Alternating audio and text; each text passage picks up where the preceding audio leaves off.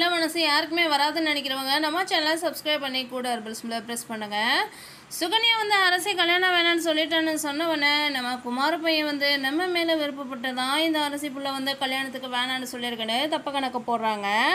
ஆனாலும் இனிமேலும் நான் வந்து படிக்கணும், முன்னேறணும், என் அப்பா அம்மாவுக்கு நான் வேண்டியதெல்லாம் செய்யணும் அப்படின்னு நினச்சி தான் நான் இந்த ஒரு முடிவு எடுத்தேன்னு கூடிய சீக்கிரம் நம்ம அரசியை வந்து குமார்கிட்ட சொல்லத்தான் போகிறாங்க. நம்ம பொண்ணு மனசில் என்ன இருக்குன்றதை நம்மளை புரிஞ்சிக்க முடியலேன்னு நம்ம கோமதி ஒரு பக்கம் ஃபீல் பண்ணுறாங்க. அதெல்லாம் எங்ககிட்ட போயிடுங்க அத்தை, நாங்கள் பார்த்துக்கிறோன்னு நம்ம மீனா ஒரு பக்கம் வந்து குளறி இப்படி பண்ணுறாங்க.